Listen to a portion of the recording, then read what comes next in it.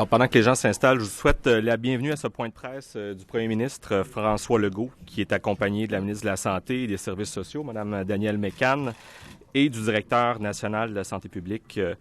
le docteur Horacio Arruda. Je vous avise à l'avance qu'on dispose d'environ d'une vingtaine de minutes pour la portion en français, d'une dizaine de minutes pour la portion des questions en anglais. Alors, je vais vous demander de vous en tenir à une question et une sous-question. Alors, je prête la parole d'abord au premier ministre. Oui. Bonjour tout le monde. Aujourd'hui, tout le Québec doit se mettre en mode d'urgence. Pour le moment, la pandémie de coronavirus est sous contrôle au Québec, je dis bien pour le moment. Donc, on a aujourd'hui 13 cas, dont 2 qui sont hospitalisés. Mais notre défi au cours des prochaines semaines, c'est de freiner la contagion. Les prochaines semaines vont être critiques et notre but, c'est de ralentir au maximum la propagation du virus. Donc, notre grande priorité, on aura l'occasion, par exemple, de se parler d'économie au cours des prochains jours, mais notre grande priorité actuellement, c'est la santé publique. On doit se protéger et la meilleure façon de protéger nos proches, c'est de se protéger nous-mêmes. Donc, je veux faire appel à la solidarité des Québécois, au sens des responsabilités de tout le monde. C'est pour ça qu'aujourd'hui, je demande à toutes les personnes qui reviennent de l'étranger ou qui ont des symptômes comparables à la grippe de se placer en isolement volontaire pour 14 jours. Donc, toutes les personnes qui reviennent de tous les pays étrangers, je demande de vous mettre en isolement pour 14 jours. Pour les employés de l'État et des réseaux de la santé, de l'éducation, des services de garde, l'isolement va être obligatoire, que ce soit dans le secteur public ou dans le secteur privé. Donc, toutes les personnes qui travaillent dans ces réseaux qui reviennent de l'étranger devront obligatoirement se placer en isolement. Toutes ces personnes vont continuer d'être payées. Je parle des personnes qui travaillent dans le secteur public. Pour ce qui est du secteur privé, bon, d'abord, je veux demander aux employeurs d'être compréhensifs. C'est très important que toutes les personnes qui reviennent de l'étranger ou qui soupçonnent d'avoir les symptômes de rester à la maison. On va, dans les prochains jours, annoncer des mesures financières pour compenser ces personnes-là qui travaillent dans le secteur privé. On va aussi, au cours des prochains jours, annoncer des mesures pour aider toutes les entreprises qui ont des problèmes de liquidité dus aux impacts du coronavirus. Donc, on va laisser tomber personne. Je demande aussi à tous les organisateurs d'événements intérieurs de plus de 250 personnes d'annuler ces événements.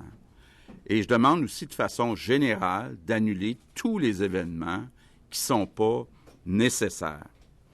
Je demande aussi à tous ceux qui sont capables de faire du télétravail de le faire. Évidemment, je le rappelle, il faut se laver les mains régulièrement, puis au moindre doute, il faut s'isoler et il faut aller se faire tester. Je demande, évidemment, aux Québécois de porter une attention spéciale aux personnes vulnérables, en particulier nos aînés. Que nos aînés habitent dans leur maison ou dans toutes sortes de centres d'hébergement. Si vous revenez de l'étranger ou si vous avez des symptômes comparables aux symptômes de la grippe, n'allez pas visiter les aînés. C'est important. Ce sont les personnes qui sont les plus à risque. Donc, tout le monde, tous les Québécois doivent faire leur part, mais je veux, en terminant, dire un mot spécial pour tout le personnel du réseau de la santé. Vous êtes actuellement nos anges gardiens. Je veux, au nom de tous les Québécois, vous dire un énorme merci. Je sais que c'est pas facile, qu'il y a des heures qui sont longues, que ça va être difficile pendant plusieurs semaines. Donc, on est là pour vous soutenir, on est là pour vous appuyer de toutes les façons possibles. Donc, je le répète, les prochaines semaines vont être critiques pour la propagation du virus, mais il faut être réaliste. On est dans une crise qui va durer des mois. Donc, il faut se préparer. Je vais, à tous les jours, faire le point avec les Québécois et je suis convaincu qu'on est capable, tous ensemble, de passer au travers de cette épreuve. Merci. On va prendre les questions. Alors, on va commencer avec Alain Laforêt, TVA. Monsieur, dame, bonjour. Les échos qu'on a, Monsieur le Premier ministre, c'est que dans le réseau de la santé actuellement, ils sont débordés. Il y a des cas qui rentrent dans les hôpitaux et les consignes ne sont pas claires. Les médecins ne savent quoi pas faire avec les patients. Ils disent qu'ils ne sont pas équipés et qu'il y a des risques énormes de contamination. Est-ce que le personnel de la santé actuellement est équipé pour faire face à la crise et a des consignes claires? Oui, le personnel a des consignes claires et le personnel est équipé. Alors, on a pris toutes ces mesures. Ça fait des semaines qu'on se prépare. Il y a des rencontres journalières avec les présidents directeurs généraux des établissements. Il y a également des rencontres très soutenues avec les fédérations médicales et avec les instances syndicales. Alors, on continue d'être en contact de façon presque quotidienne avec ces instances et les consignes sont claires et le support à notre personnel, c'est notre priorité. On a vu ce qui s'est passé en Italie très rapidement. Est-ce que vous écartez à court terme de faire des inspections, des vérifications, des tests à l'extérieur des réseaux de la santé, c'est-à-dire dans des tentes, avant que les gens entrent dans les hôpitaux? On n'est pas rendu là à ce moment-ci, mais on est en train de regarder et même de travailler très, très activement la possibilité de faire des prélèvements à domicile. Mais là, c'est ce qu'on vous dit aujourd'hui. Ça ne veut pas dire que dans le futur, même demain ou après-demain, il n'y aurait pas d'autres avenues qu'on va travailler. Mais pour le moment, les tests qu'on fait actuellement dans les cliniques, dans les hôpitaux, on pourrait en faire à domicile. C'est à ce point-là qu'on est rendu. Mais effectivement, si le besoin est, on pourrait avoir d'autres modalités. Poursuit avec Louis Lacroix, Cogeco Nouvelles. Bonjour. Est-ce que je vois, M. Legault, que vous êtes beaucoup dans la demande. En fait, vous demandez aux gens, puis, même dans les centres des CHSLD, les centres de personnes âgées, est-ce que vous pourriez aller un step plus loin, si on veut, là, une marche plus loin, et interdire carrément certaines visites dans les CHSLD ou encore fermer les écoles? Est-ce qu'on est en train de songer à ça? On n'est pas rendu là, mais à ce moment-ci, on ne peut rien exclure. Mais c'est dans la possibilité de le faire. Vous êtes en train vous avez vu des pays qui le font, des pays qui sont plus infectés que le Québec. Donc, c'est pour ça que je vous dis, les prochaines semaines vont être critiques.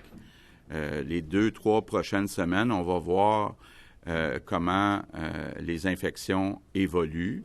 Puis là, bien, les mesures pourraient évoluer. Il y a des professeurs, on me dit, entre autres, qui sont allés à l'étranger. Il y a un cas, je pense, dans une école en Outaouais et qui est revenu d'Italie et puis qui enseigne quand même. L'école l'a laissé enseigner.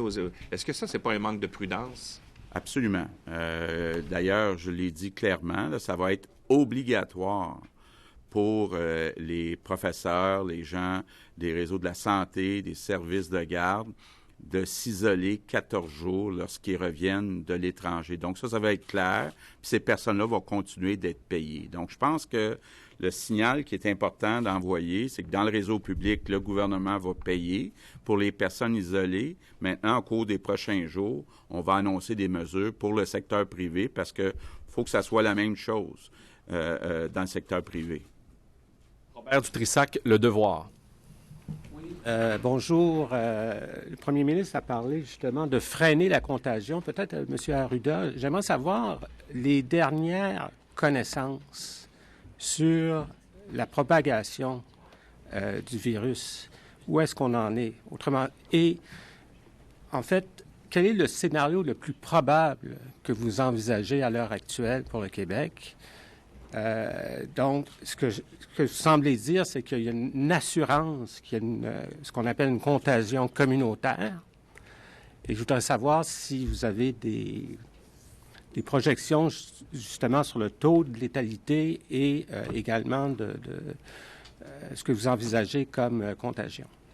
Il faut comprendre qu'il y a encore c'est un nouveau virus, il y a encore beaucoup de données, puis les études qui ont été faites dans certains pays ne sont pas encore complétées. On n'a pas fait d'études sérologiques pour connaître le total de gens hospitalisés, mais on fonctionne sur la base de scénarios, de ce qu'on connaît et d'interprétations des différentes. Vous pouvez vous parler à différents gens qui font de l'économie, de projection des cas. Vous allez avoir des scénarios qui vont varier selon ce qu'on met comme hypothèse. OK? Habituellement, on pense que ça pourrait atteindre à peu près entre 30 jusqu'à 70 % de la population si rien n'est fait. Vous comprendrez que si rien n'est fait, à ce moment-là, ça veut dire que ça va rentrer. Comme nous sommes une population vierge au virus, c'est un nouveau virus, c'est normal que quand il vient, il va trouver plus de monde qui sont susceptibles. Donc, il va y avoir plus de cas. Et c'est un virus qui se propage plus que la grippe. OK?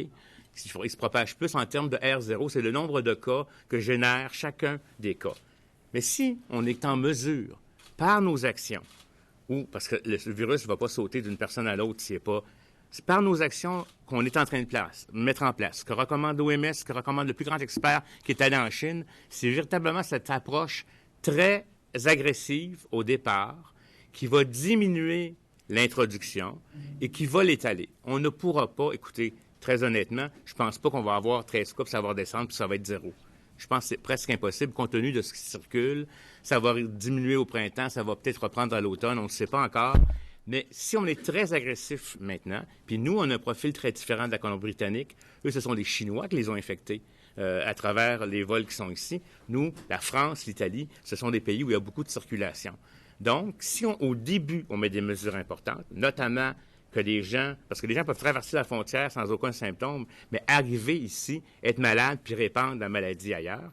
Donc, c'est pour ça que le gouvernement joue un rôle de leadership important, à mon avis, ici. C'est de dire, on y va fort au départ, pour être capable, une courbe d'épidémie, au lieu qu'elle soit comme ça, qu'elle monte très haut, puis qu'elle redescende, puis là, ici, on n'est plus capable de traiter les patients, on manque de soins intensifs, on va étaler la courbe comme ça, de telle sorte qu'on va demeurer en capacité. On va sortir aussi de la saison hivernale des grippes et des virus, ce qui va nous aider à faire les diagnostics. On va tester beaucoup de monde. On va enquêter chacun des cas pour savoir qu'est-ce qu'ils ont fait exactement. On va rapidement prendre des personnes, des contacts étroits, les mettre en isolation.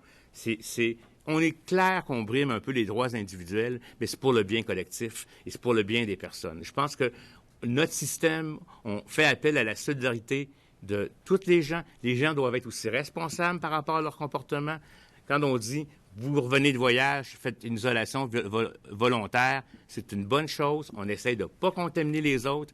Ces comportements-là, il y a seulement les personnes qui peuvent le faire. Puis nous, on va être de notre côté. Puis on va aussi permettre à donner les moyens aux gens d'être capables de le faire, là, parce que si ça les brime trop, mais on est rendu à ce stade-ci. On est rendu à un stade où je vous dirais, la liberté des personnes, peut-être, puis c'est la loi de santé publique qui le permet, là, compte tenu de la menace, peut-être être moins importante que le bien collectif, parce que sinon, c'est tout le monde qui va y payer. Ça pourrait même être vous qui, plus tard, pourriez être infecté et ne pas pouvoir être traité de façon adéquate. On est à ce stade-ci, et pour ne pas être à courir, si vous me permettez, après notre queue, parce qu'il va être trop tard. Mais vous pouvez traiter combien de personnes à ce moment-là sans que le système déborde? Combien de gens infectés vous pouvez... On est en train de faire ces calculs-là. Il faut comprendre que ça va dépendre des choses.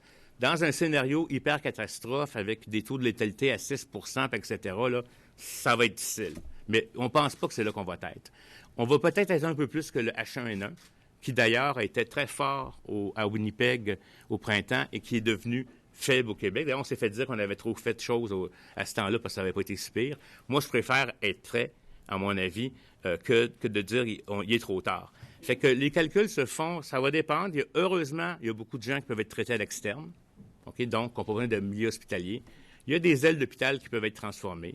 Il y a des respirateurs qui peuvent être ajoutés, etc. Mais ce peaufinement-là est en train de se faire. Là, je ne voudrais pas vous donner un chiffre aujourd'hui qui ne serait pas adéquat, mais on va revenir avec ça. Le ministre nous demande ces scénarios-là comme tels. Fait qu'on va vous revenir avec cet élément-là. Puis comme je vous le dis, c'est des situations qu'on va évaluer jour par jour par jour. On est en lien avec les fédérations, on est en lien avec les microbiologistes, on est en lien avec les intensivistes pour la partie clinique. Là. Puis tous mes directeurs de santé publique au Québec appuient cette recommandation-là, qui, à mon avis, est la recommandation et la décision que le premier ministre a prise pour la santé de tous. Et on interpelle la population à faire ce que je dis. Et je vais vous parler encore du lavage de mains puis de l'hygiène respiratoire. C'est très important. Et je pense que c'est ces choses-là. Merci. Hugo Pilon-Larose, La Presse. Les citoyens qui nous écoutent à la maison et qui peuvent s'inquiéter, M. Arruda, de toutes les informations qu'on entend en ce moment, est-ce qu'ils doivent, de façon préventive, modifier certains comportements? Par exemple, cesser d'aller au gym ou qu'on partage de l'équipement sportif avec beaucoup de personnes, ne plus fréquenter les spas, limiter les déplacements dans les centres d'achat. Est-ce qu'on est rendu là? Écoutez, je pense qu'il faut y penser, OK? Et je vous dirais qu'il faut utiliser notre intelligence. Actuellement, il n'y a pas de circulation du virus. Tu sais, des gyms où il y a de la transmission, il n'y en a pas. Mais moi, j'aurais tendance à vous dire, actuellement, c'est clair qu'on vient d'interdire les rassemblements intérieurs en haut de 250. S'il y a surtout pas si vous revenez de voyage ou vous commencez à avoir des symptômes, allez pas voir nos personnes âgées. Téléphonez-leur. Il faut prendre des habitudes. Là, on devrait faire ça dans toutes les saisons de grippe, vous comprenez, parce que ces gens-là sont très vulnérables. Dans les transports en commun, on va en arriver à dire aussi, essayer de limiter, on peut étendre, il y a des heures de pointe, à un moment donné, il y a trop de monde, on peut essayer de partir un peu plus bonne heure, un peu plus tard. Les employeurs pourraient faire cette recommandation, particulièrement quand il va y avoir de la circulation. Mais c'est sûr qu'on va devoir changer nos comportements. Puis c'est pas parce que le métro nettoie son poteau qu'il ne faut pas se laver les mains. Le poteau, il va être lavé, mais la personne peut tout de suite après le recontaminer. Donc, lavez-vous les mains. Prenez ça. Quand vous êtes malade et vous avez le rhume, essayez pas de vous coller sur les autres, etc.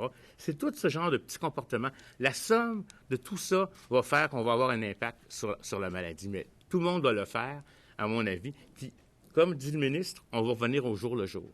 Si on se rend compte qu'il y a de la transmission dans une ville, puis qu'il n'y en a pas ailleurs, on va évaluer la situation. S'il y en a partout au Québec, c'est pas les mêmes recommandations que dans une ville. Parce que vous devez penser, est-ce qu'on va mettre une île ou en quarantaine? Il faut regarder notre épidémio. Et ça, c'est très important. On s'inspire de ce qui se passe ailleurs, mais on n'est pas la Chine, puis on n'est pas la Corée du Sud, puis on n'est pas la Finlande. On est le Québec. Dans les scénarios que vous étudiez en ce moment, y a-t-il le scénario où l'île de Montréal est mise en quarantaine? Écoutez, je vais vous le dire, tout est possible en termes de scénario. On va prendre la décision qui est logique, qui est objective par rapport à la situation. Bon, je veux dire, là, je parle de ça parce qu'on voit que les zones d'autres pays ont été isolées, là. Mais actuellement, déjà au Québec, là, les cas qui reviennent de l'extérieur, sont éparpillés un peu dans le Québec, surtout dans les régions où il y a plus de monde. Plus de monde, plus de probabilité de faire un voyage, plus de chances que le virus se retrouve là. Mais ça va dépendre de la transmission. Mais je vous dis, rien n'est exclu.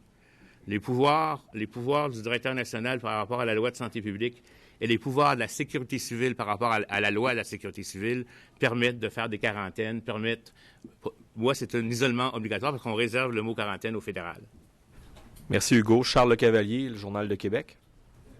Juste au début, une petite précision. Là, vous parlez, est-ce qu'on a interdit les rassemblements de 250 personnes et plus ou vous demandez aux organisateurs de les annuler? C'est interdit. Ah bon, OK. Sur le nombre de tests, hier, vous avez dit qu'on avait 200 tests par jour. J'imagine que vous voulez en faire plus. Là. Il semble qu'une des clés du succès, c'est de faire un repérage rapide. Donc, la semaine prochaine, on dit dans une semaine, on va avoir combien de tests par jour? On va l'augmenter, mais je ne veux pas vous donner le chiffre aujourd'hui parce qu'on garde... Il faut faire certaines validations, vérifications. Il faut vous comprendre là, que ça va vite. Hein?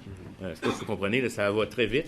Mais dans nos scénarios, on est en train de les calculer. Là, mais on va vous les communiquer après validation, etc. Parce qu'il faut vérifier aussi la disponibilité de matériel, etc. auprès des compagnies. Mais on va le faire. C'est clair qu'on va augmenter la capacité de tests. Puis on va utiliser les tests là où c'est nécessaire en priorité, c'est-à-dire sur les personnes qui reviennent de voyage puis qui ont des symptômes. Puis éventuellement, c'est de la transmission locale. À ce moment-là, les tests vont se faire de façon beaucoup plus importante, mais on n'en est pas là, heureusement. Et en ce moment, il y a combien de lits là, d'urgence là, qui sont disponibles pour la pandémie de coronavirus? Bien, ce qu'on peut vous dire, c'est qu'on a fait le relevé des chambres à pression négative. Ça, c'est des chambres très importantes là, pour des troubles respiratoires comme le coronavirus, des gens qui nécessiteraient une hospitalisation. On en a environ 900 chambres à pression négative. Mais ce que je veux vous dire aussi aujourd'hui, c'est que on a des possibilités dans notre réseau de délester des activités qui sont moins essentielles. On le fait dans la situation du H1N1. Alors, on prépare aussi dans ce sens-là. D'ailleurs, on va commencer à délester graduellement certaines activités parce que là, on a une demande, évidemment, auprès de nos équipes là, de s'occuper de ce dossier-là en priorité. Mais on a la possibilité de délester un certain nombre d'activités qui ne sont pas urgentes. C'est ce qu'on a fait dans le H1N1, ce qui augmente notre capacité de recevoir des patients qui auraient le coronavirus. Olivier Bossé, Le Soleil.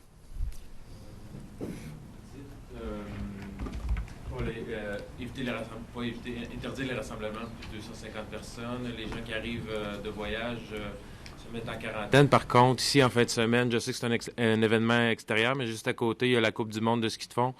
Plusieurs centaines de gens qui arrivent d'autres pays, 13 pays. Donc, ça me semble contradictoire. Moi, M. l'information que j'ai actuellement, c'est que l'organisation de l'événement est en discussion avec la Fédération internationale. Alors, il y a des discussions à ce moment-ci qui se font concernant l'événement en question. Juste préciser aussi, la directive, c'est concernant les événements intérieurs. Tout à fait. Bien, ça, si vous me permettez, M. le ministre, c'est important parce que, vous savez, le virus, il s'épand au maximum 1 mètre en avant, 1 mètre en arrière, à peu près 2 mètres autour de la personne. Et à l'extérieur, le vent va rapidement les envoyer et c'est pas le même genre de contact étroit. Donc, dans ce contexte-ci, comme il n'y a pas non plus de transmission locale, ça, c'est une chose encore, je pense que ça peut... Bien, ils vont évaluer la situation, mais la recommandation aujourd'hui, c'est vraiment pour les événements intérieurs.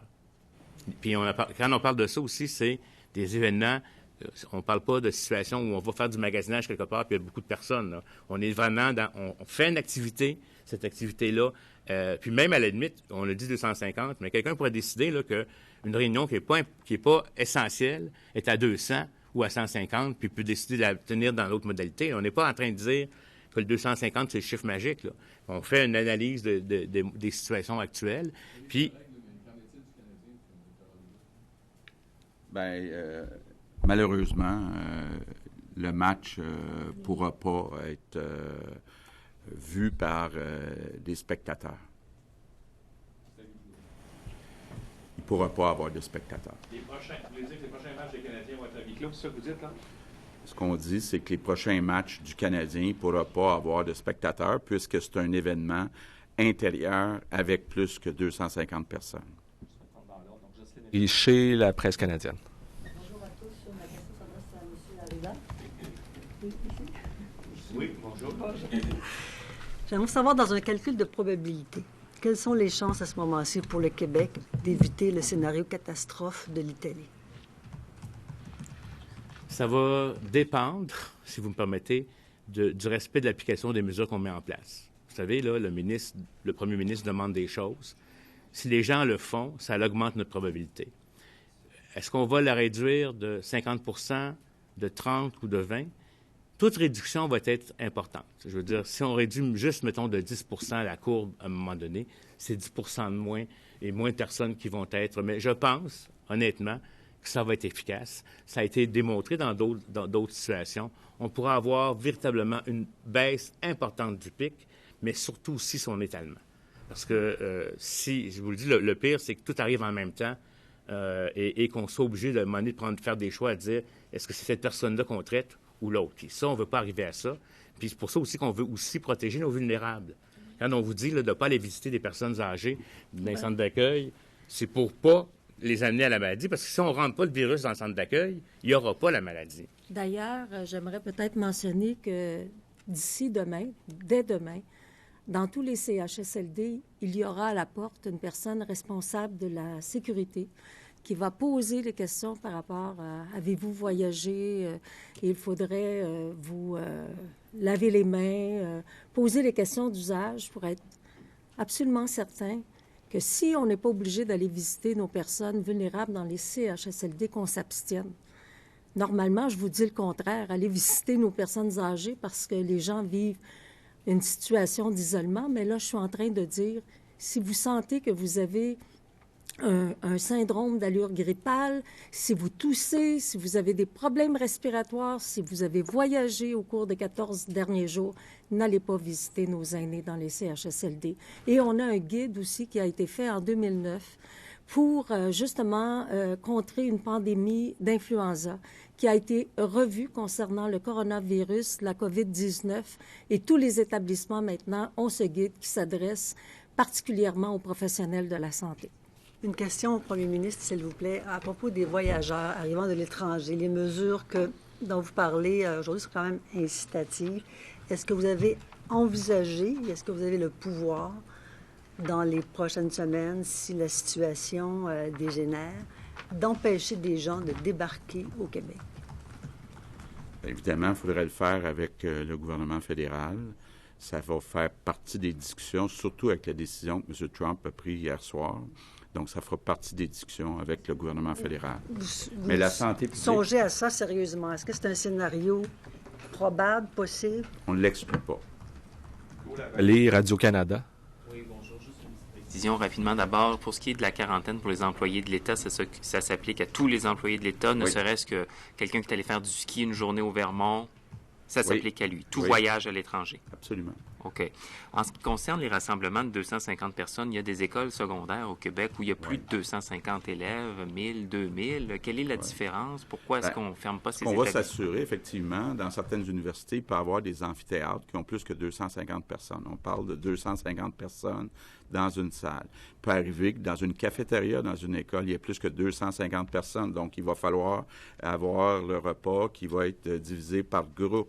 Donc, ce qu'on recommande, ce qu'on demande aussi à nos écoles, c'est nos écoles, nos cégeps, nos universités, c'est de jamais avoir plus que 250 personnes dans la même salle. C'est une question de probabilité. C'est la recommandation de la santé publique. Pour faire un suivi à la question précédente de ma collègue, on a vu beaucoup de reportages ces derniers jours de gens justement dans les aéroports qui arrivent d'Italie, par exemple, qui racontent à la télé, on nous a remis un feuillet explicatif, pas plus de vérification. Est-ce que ça vous semble normal? Est-ce qu'il n'y aurait pas des précautions additionnelles à prendre que vous pourriez suggérer au gouvernement fédéral? Exactement. Ce qu'on souhaite avec le gouvernement fédéral, comme vous le savez, on ne peut pas avoir un test qui est concluant avec les personnes qui arrivent à l'aéroport. Mais on peut, par contre, donner des directives très claires de dire, si vous avez des symptômes, pendant les 14 prochains jours, soyez prudents. D'abord, n'allez pas visiter des personnes âgées, mettez-vous en isolement, puis s'il y a des symptômes, allez vous faire tester. Donc, il faut surtout informer les voyageurs. Mais c'est quelque chose qu'on discute avec le gouvernement fédéral. De façon très rapide, donc question courte, réponse courte. Fanny Lévesque, La Presse.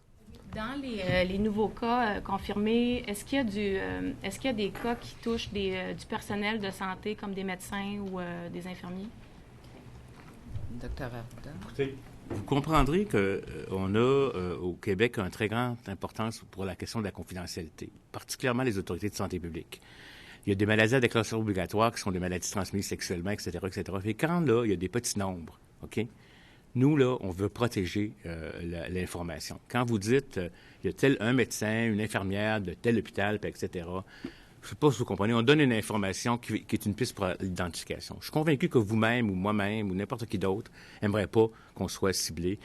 L'information, que ce soit médecin ou pas, s'il y a jamais des interventions à faire, des patients, on va les faire, etc.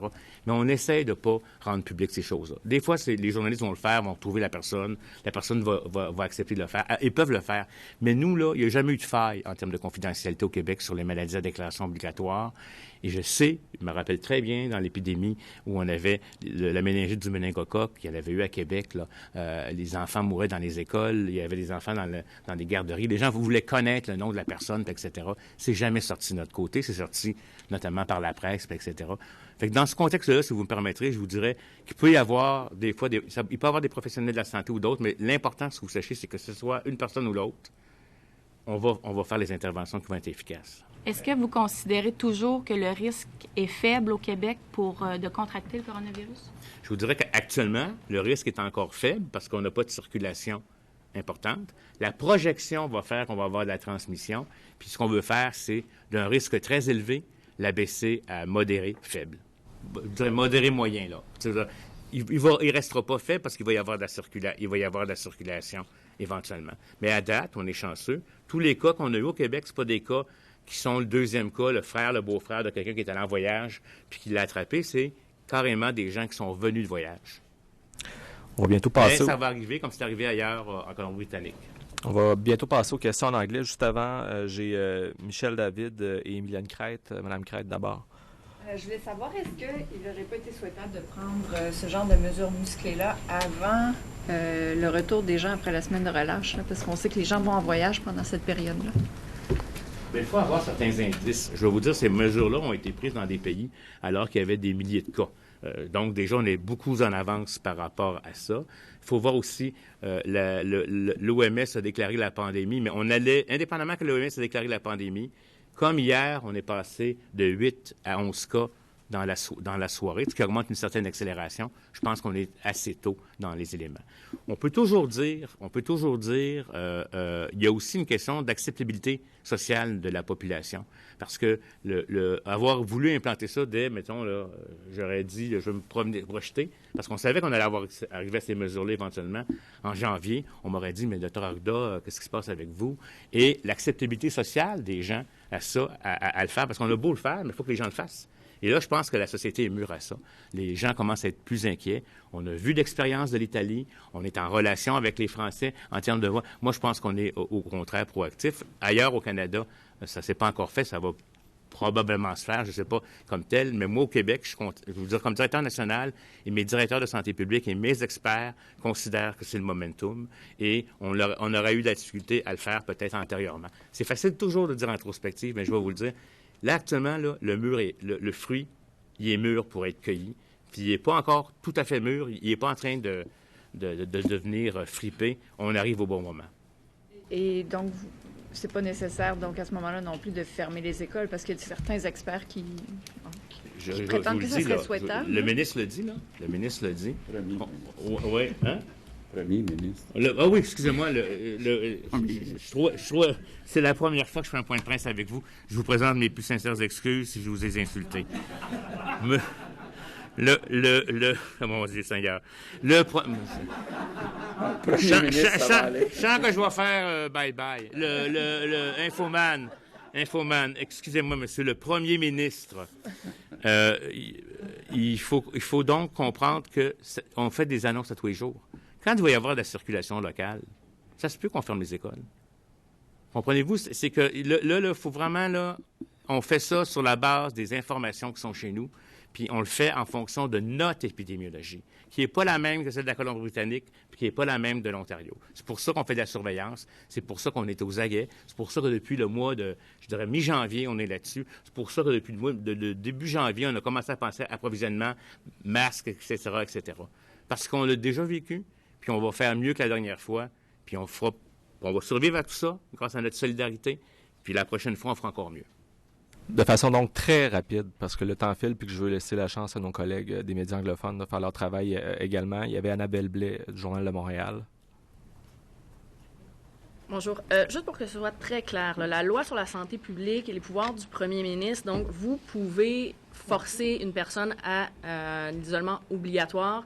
Vous pouvez fermer tout lieu que vous jugez bon. Vous n'avez pas besoin, dans la mécanique, d'attendre quelconque déclaration du fédéral en lien avec la loi de la quarantaine?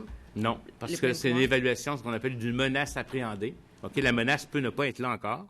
Même à la limite d'une menace appréhendée, si nous jugeons qu'il que le bénéfice est plus grand pour la communauté que les droits individuels, on peut aller de l'avant là-dessus. On peut même obliger une personne à être traitée, et si elle ne veut pas être traitée, on l'enferme complètement. Ça existe dans les cas de tuberculose. On a ces pouvoirs-là qu'on doit utiliser de façon intelligente, bien entendu, toujours avec la collaboration du maximum de monde, mais ces pouvoirs-là sont là. On peut même déclarer une vaccination obligatoire d'urgence en cas d'urgence sanitaire, ce qu'on n'a jamais fait et qu'on espère jamais faire au Québec. OK. Mais vous n'avez pas besoin le premier ministre n'a pas besoin nécessairement de déclarer un état d'urgence ou un état précis. Là, à ce pouvoir-là. C'est-à-dire que deux lois. Il y a la loi sur la sécurité civile qui, elle, est souvent utilisée dans les questions de catastrophes, etc. Mais là, on est véritablement dans un domaine de maladies infectieuses. On travaille avec nos partenaires de la sécurité civile parce que s'il faut falloir voir à l'approvisionnement de nourriture ou certains éléments autres, on travaille avec tout le gouvernement, travaille là-dessus. Mais on n'est pas actuellement régi par la loi de sécurité civile. Si c'est nécessaire, parce qu'il y a un dysfonctionnement de la société, là, on peut utiliser cette loi-là. Michel David. On parle de rassemblement, d'événements, comme un match du Canadien, mais dans un centre commercial ou, par exemple, au casino, il y a des personnes qui se déplacent. C'est pas un événement, mais il y a beaucoup de monde. Donc, est-ce que ça aussi, à cette étape-ci, on interdit aux gens d'y aller? Non, parce qu'on n'est pas encore, il n'y a pas de circulation intense chez nous. Puis ce que je veux vous dire aussi, c'est qu'on va voir que les gens vont commencer aussi à prendre ça en charge, puis ils vont éviter. C'est pas on est ensemble, tout le monde ensemble pendant 3 heures, puis on est enfermé, là. Quand vous allez chez votre cas, les gens vont faire attention, vont faire de la distanciation sociale. Si vous voyez quelqu'un qui va tousser, va être mal vu. Dans le Costco, s'il ne fait pas des étiquettes respiratoires. Fait que c'est ça qui va être fait. Mais comme je vous l'ai dit, ça, c'est en date d'aujourd'hui.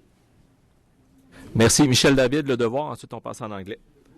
Vous empêchez les fonctionnaires ou les élèves d'aller aux États-Unis, mais alors, en toute logique, il faudrait empêcher les gens qui viennent des États-Unis d'entrer au Québec. Je comprends que ce n'est pas le Québec qui peut décréter une fermeture de frontières et que vous allez en parler demain. Mais vous, qu'est-ce que vous en pensez? Qu'est-ce que vous allez proposer à vos collègues demain à Ottawa? Bien, justement, là, je veux qu'on le fasse en collaboration. Je ne veux pas aller vous donner une réponse directe aujourd'hui, puis après, en discuter dans un deuxième temps avec Justin Trudeau ou les premiers ministres des autres provinces. Moi, je pense qu'il faut le considérer sérieusement. Est-ce que tout ce qui se passe là, votre gouvernement va être concentré là-dessus au cours des prochaines semaines, prochains mois? Est-ce que ça va avoir un effet sur un certain nombre de choses que vous vouliez faire et que vous allez reporter? Et j'ai à l'esprit, par exemple, parce que vous allez exercer, il va y avoir beaucoup de pression sur le service, le secteur de la santé. Il y a des négociations dans le secteur public actuellement qui peut créer un climat plus difficile. Est-ce que vous envisagez de faire une pause dans les négociations le temps que le pire de la crise passe?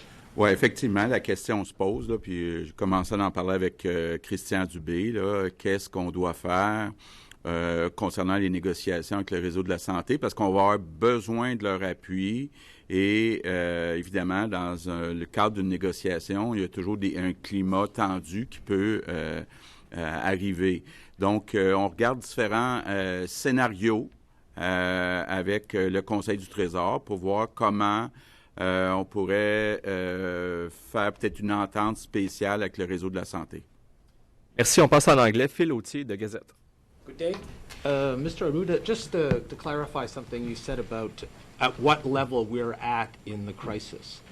And Mr. Legault said it as well. We are not at the point of closing schools because we don't have direct communication of the virus from individuals. At what point do you step in further? As my colleague mentioned, shopping malls are still open, food courts are still open, the casino is still open. At what point do you step up to the point of closing these places in addition? Because some of these places have certainly more than 250 people in them. Okay, yes, and I just want to say that we are not in crisis because we have not lost control of the situation. We could be in crisis, and what we want to do is to prevent the crisis. So it's all the work we did since January is around this. Actually, there is 13 cases in Quebec, all coming from outside of the country. No local transmission. So actually, our focus is to lower the risk of somebody coming from elsewhere to Canada to give the disease and don't be worried about that. And it's why most of the measures are related for travel issues. Because we want to begin to lower the risk also of unknown transmission that could be at a lower rate now. It's why we are taking those measures. But tomorrow, if we get information about there is local transmission, those steps are going to be added. And it depends if it's in schools or in adults, but actually there is no reason to tell somebody, don't go shop there. But if you're sick, try to have a good hygiene thing. And this is all those things that are going to be had that would make us lower the risk of having a high curve. But also for Mr. Legault, would this also imply, if we get to that stage, much vaster testing? Because now we're only testing people who have symptoms, who voluntarily. But could you expand the testing? Yes, it's clear. Based on the epidemiology, if there is cases here, we have to take cases. As for diagnosis, we're going to have to do it. So it's clear. But we are now focusing where the risk is. I cannot actually, for the Quebecers, if you haven't traveled outside, the risk is not zero, but almost zero. That's your global. Mr. Legault, you said that everyone now needs to think about this as a state of emergency in your opening remarks. Can you elaborate on that a little bit? Yeah, I think that the next few weeks will be critical. And it's important that we take some measures to try not to have too many people contaminated. That's why we're saying, starting now, all people that travel in another country, whatever is the country, that they should be at home for 14 days when they come back. And for our employees, including employees of the healthcare and education network, private and public, we will require them to stay at home for 14 days. Declaring a state of emergency? There's an emergency to take action in order to make sure that we don't become in a crisis. So right now, it's under control. We only have 13 cases, and it's under control. But the next few weeks will be very important. But also, I want to tell Quebecers that it will take months before we see the end of this situation. Can you tell us, sir, just one quick clarification, can you tell us how many people will be in self-isolation? How many teachers, how many public health servants, and do we have enough people to replace them? We don't have those figures so far. It's starting today, so it means it's not retroactive. It's starting today for all people, and we're asking them not to travel anymore, but some are in other countries today. So we don't have those figures so far. Stéphane Giroux, CTV. The question is for Mr. Premier and Mrs. McCann. You're asking teachers and nurses to self-quarantine if they come back. First question, okay for teachers, but what about students? Because there's a lot of them that are coming back from March break. And if it also touches nurses, and there's a lot of them, are you afraid it's going to create a shortage in the healthcare system at a time when you need your nurses the most? Well, I think it's important to follow this request, this very serious request. It's mandatory for nurses, teachers, the students to go into mandatory isolation. For certainly people in the health system, it's mandatory. But for the others, what we're saying is that the teachers, the students who come back, any traveler who come back from all the countries in the world, we ask them voluntarily to go in isolation. For the health system and the education system, it's mandatory. But are you afraid that it's going to limit the pool of nurses, because a lot of them are traveling? I agree. At this time of the year, March break. It's better to prevent at this point, because if we don't do that, it's going to be worse. We're going to have more cases and we're going to have more shortage. So it's better to do it now and to prevent a greater shortage in the future. And again, as I mentioned, we can reorganize our activities and let go of some activities in the health system that are not urgent, to concentrate on the necessary, essential activities. CBC News. Mr. Premier, you're basically asking Quebecers to change their habits for months. You realize how much you're asking them today? Yeah, I'm asking a lot. I think that we have a major challenge, and if we want to succeed, I need the help of all Quebecers. So I know I'm asking a lot, not to travel anymore, make sure that they don't go to a show or a hockey game. It's a major change, I understand that, but the situation is very critical. And when we see what happened in Italy, for example, what's happening very close in the state of Washington, I think people can understand that it's for the best of all Quebecers that I'm asking that. And for businesses, yeah.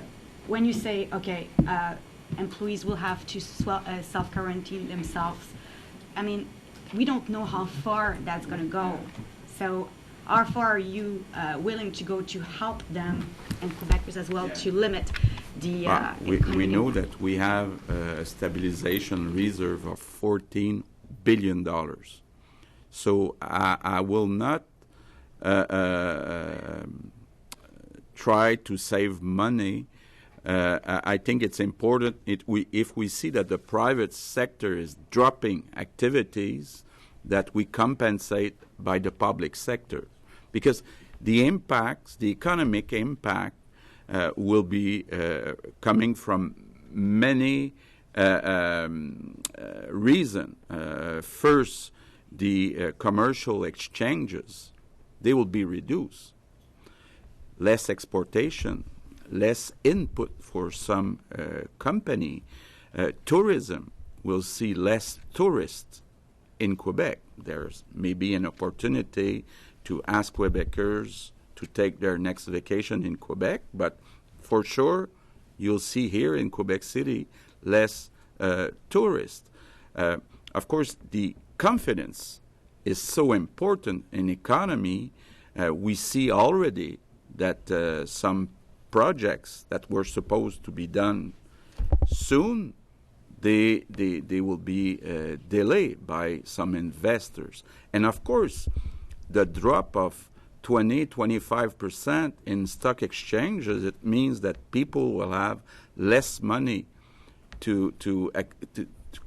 for consumption of all kind of goods and services. So we will need to compensate that. So, of course, today I want to talk about healthcare, and I think our top priority must be healthcare.